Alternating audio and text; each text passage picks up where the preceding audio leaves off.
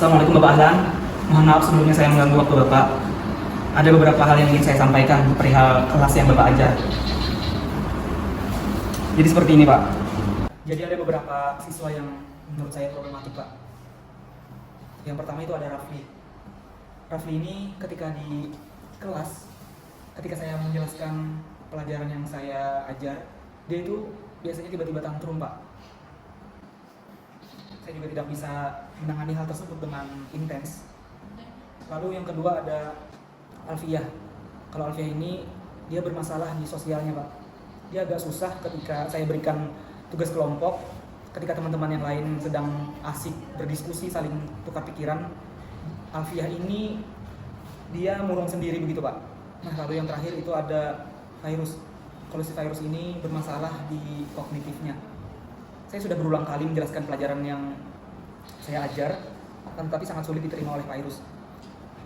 Kalau dibandingkan dengan siswa-siswa yang lain, Virus ini memang sangat sulit untuk menerima hal tersebut Pak.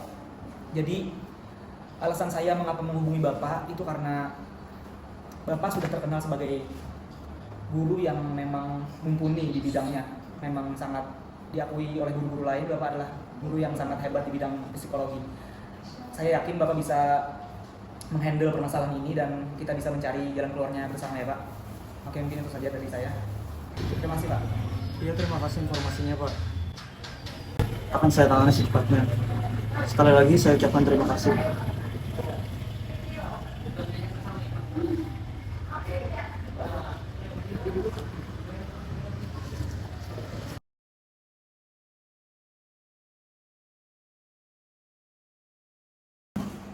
Mungkin sekian yang dapat Bapak sampaikan, tapi sebelum itu untuk Alfi, Rafli, dan Virus bertahan sebentar. Ada yang ingin Bapak sampaikan? Bapak mengumpulkan kalian di sini sehubungan dengan materi kita, yaitu psikologi pendidikan. Materi kita ada 3, kognitif, sosial, dan emosional. Aduh, tugas apa lagi Pak? Kalau bisa jangan berkelompok Pak, soalnya mereka berdua males. Kalau suruh ngerjain soal pasti ngeluh. Apalagi ini Pak. Untuk Rafli, sabar dulu ya. Rafli, tugasnya tidak berkelompok kok. Tugasnya membuat video tentang materi kita tadi. Ada 3 materi, ada emosional, ada sosial, dan ada kognitif. Tugasnya masing-masing membuat satu video menjelaskan tentang kognitif, sosial, dan emosional tadi. Untuk Rafli, materinya emosional. Untuk Rafli, materinya sosial. Dan untuk Virus, terakhir materinya kognitif. Pak, saya masih belum paham. Virus mungkin nanti bisa Bapak jelaskan kembali. Mungkin bisa datang ke kantor aja ya.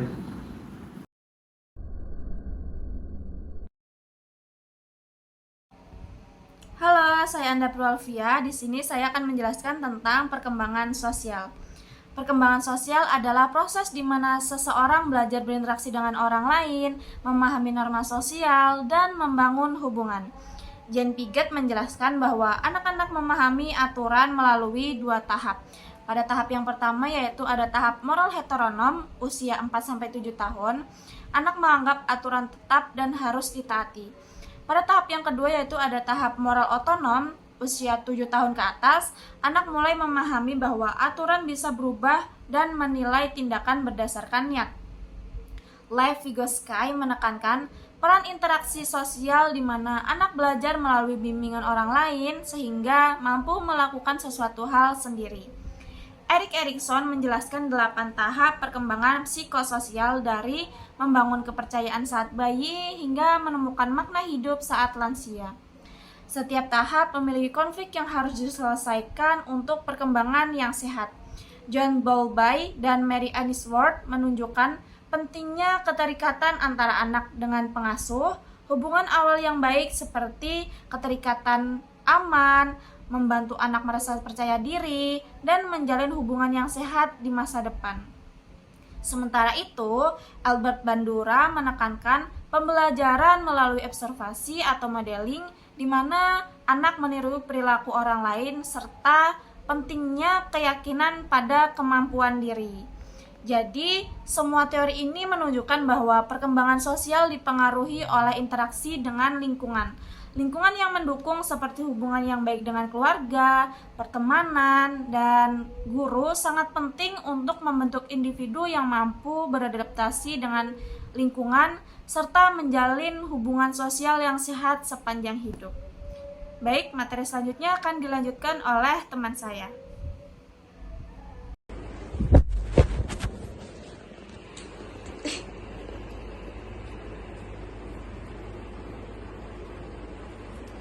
Assalamualaikum warahmatullahi wabarakatuh. Saya di sini menjelaskan apa itu perkembangan kognitif. Jadi teori ini tentang bagaimana kemampuan berpikir, pemahaman anak-anak seiring berjalannya waktu. Teori ini mempelajari perubahan-perubahan dalam struktur dan fungsi konkret yang terjadi sepanjang hidup, terutama di masa anak-anak dan remaja. Perkembangan kognitif terjadi melalui serangkaian tahapan yang universal. Setiap tahapan melibatkan pola berpikir yang berbeda dan setiap tahapan harus dilalui secara berurutan. Dampak dari teori perkembangan kognitif dalam pendidikan yang pertama ada pembelajaran berbasis aktivasi. Jadi di sini siswa terlibat secara langsung dalam eksplorasi dan pemecahan masalah. Yang kedua, pembelajaran yang disesuaikan dan tahap perkembangan. Yang ketiga ada dukungan sosial. Berdasarkan konsep ZPD, perlu memberikan scaffolding untuk membantu siswa mencapai tujuan pembelajaran yang lebih tinggi. Yang terakhir ada pemanfaatan lingkungan sosial. Interaksi dengan teman sebaya dan pengajaran kolaboratif menjadi penting dalam mendukung perkembangan kognitif siswa.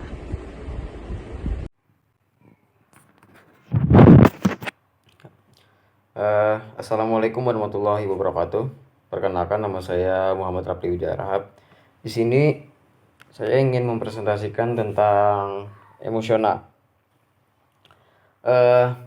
Emosi memainkan peran penting dalam perkembangan manusia, memengaruhi interaksi sosial dan pembelajaran. Dalam pendidikan, penting untuk memahami perkembangan emosional siswa agar dapat menciptakan lingkungan yang mendukung. Emosi dasar seperti kebahagiaan, kesedihan, dan kemarahan bersifat universal dan terungkap melalui ekspresi wajah yang membantu pendidik mengenali kondisi emosional siswa.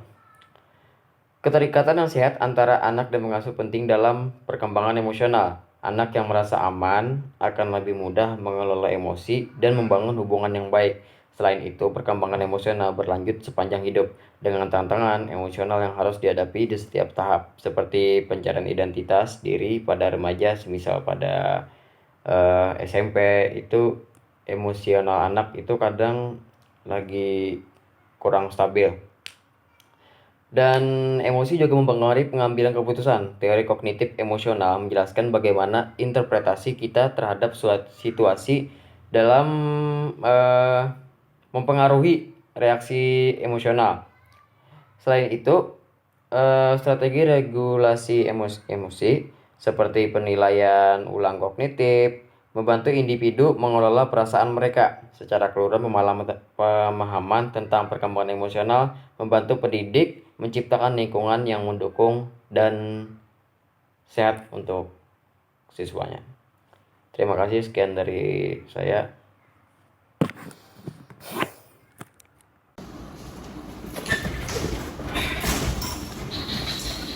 Buat apa sih Pak tugas-tugas kayak gitu Pak? Iya nih Pak, kita tuh udah banyak tugas Pak. Iya nih. Jadi alasan saya menugaskan kalian tugas video itu adalah karena saya dengar komplainan dari guru lain. Nah, masalah kalian sesuai dengan teori psikologi yang kita pelajari. Teori yang pertama ialah perkembangan kognitif. John Piaget membagi perkembangan kognitif menjadi 4 bagian atau 4 tahap. Tahap yang pertama ialah dimulai dari anak berusia 0 hingga 2 tahun. Tahap ini disebut dengan tahap sensoromotor. Anak belajar melalui indera dan gerakan fisik. Kemudian pada umur 2-7 tahun, anak mulai menggunakan simbol dan bahasa, tetapi pemikirannya masih egosentris. Ia kesulitan memahami sudut pandang orang lain. Kemudian, pada tahap ketiga, tahap operasional konkret, ketika anak berusia 7-11 tahun, anak mulai berpikir lebih logis dan konkret. Ia dapat mengerti konsep konservasi, Kemudian beralih ke tahap terakhir, yaitu tahap operasional formal. Di tahap ini, anak sudah mulai mampu berpikir abstrak dan hipotetik. Ia dapat memecahkan masalah secara lebih sistematis. Kemudian, teori kita kedua adalah mengenai perkembangan sosial. Perkembangan sosial adalah bagaimana individu belajar berinteraksi dengan orang lain, membentuk hubungan, dan mengembangkan keterampilan sosial. Salah satu teori yang paling relevan ialah teori dari Erik Erikson. Erikson mengemukakan 8 tahap perkembangan psikososial yang mempengaruhi perkembangan sosial anak. Setiap tahap ini berfokus pada konflik sosial yang perlu diatasi untuk perkembangan yang sehat. Misal, pada usia 3-6 tahun, anak mengalami tahap inisiatif versus rasa bersalah, di mana mereka belajar untuk mengambil inisiatif dalam kegiatan sosial dan bermain. Albert Bandura juga menambahkan teori ini.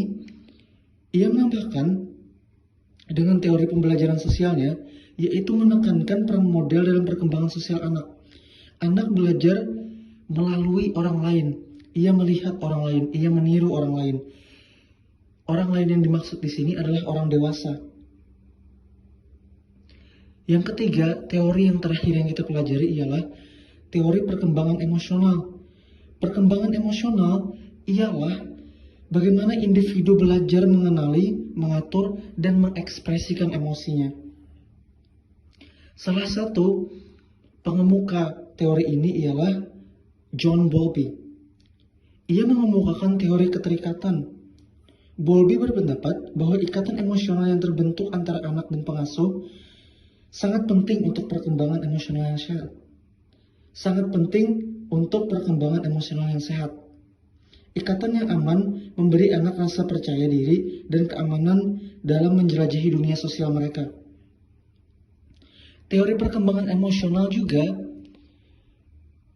menekankan bahwa anak mulai belajar untuk mengekspresikan emosinya secara benar, tidak dalam marah-marah atau menghancur barang atau memberantakan kamar.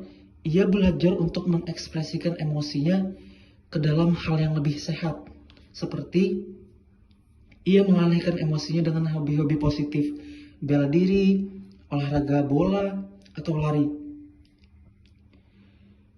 Ketiga, teori ini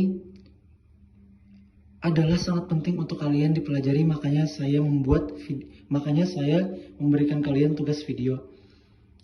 Saya harap dengan selesainya tugas video kalian bisa mempelajari dan kalian bisa merenungkan teori-teori ini dan menerapkan di dalam kehidupan kalian.